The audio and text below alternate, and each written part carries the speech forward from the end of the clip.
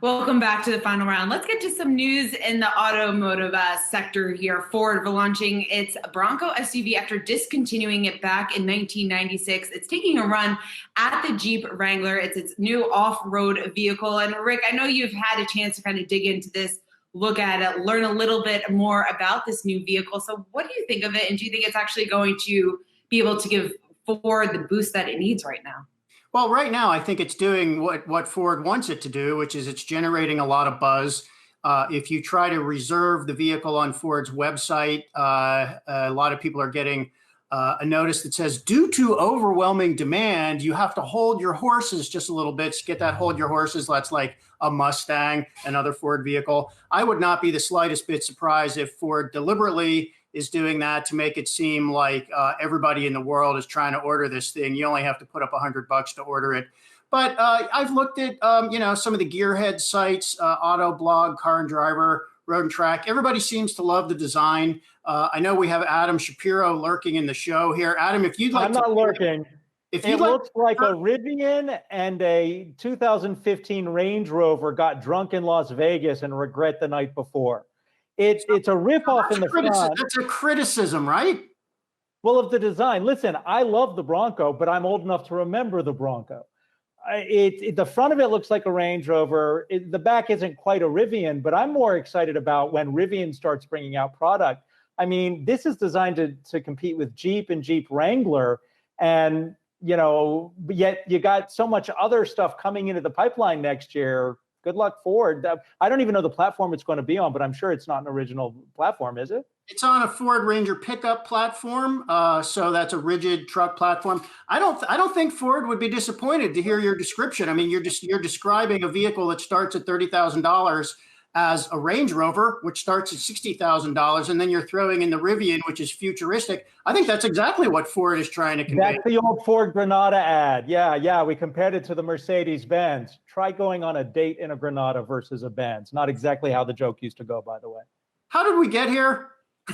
I don't know. Why are we talking about SUVs that you can reach?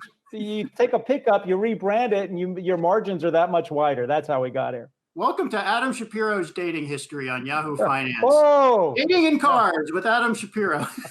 We can go down this route here. Anyway, just to finish up where we started. So Ford's generating buzz. I think we're going to see a lot of these Broncos on the street. No one's driven it yet. I mean, none of the reviewers have driven it yet because it's not available to drive yet. It's not going on sale till next year. But it looks pretty cool. It's getting a lot of chatter, and we'll see what comes next. But I think you're going to see these around.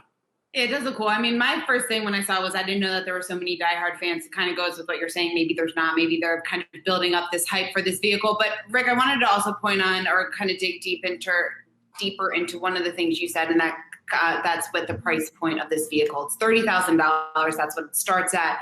I guess it compares pretty well to what you could get for the Jeep Wrangler, but comparing that to the other SUVs out there and really trying to gauge the potential success of the Ford Bronco, how does that stack up to some of the other popular SUVs? Well, there's a list price and then there's what you pay. So when you hear that a vehicle starts at $30,000, almost nobody is going to get it for $30,000. They're probably going to sell the more expensive models first. That's the way it usually works.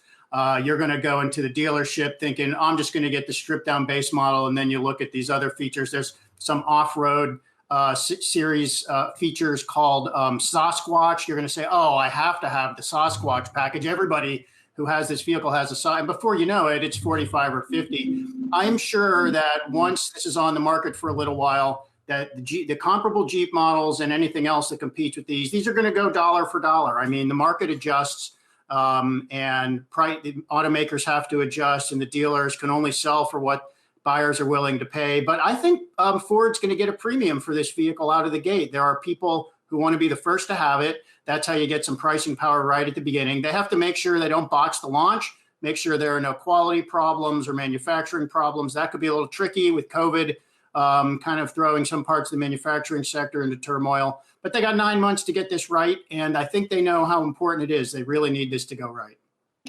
Yeah, they do need this to go right. What, Ford stock off just over 40% in the past 2 years. So they need something here to help the company moving forward. All right, Rick, thanks so much for breaking that down. Hey investors, Zach Guzman here. Are you interested in learning more about the markets and getting the latest financial news? Well, then click right here to subscribe to our Yahoo Finance YouTube channel. Get the latest up-to-the-minute market analysis, big interviews in the world of finance, and information on how to manage your money every day wherever you are.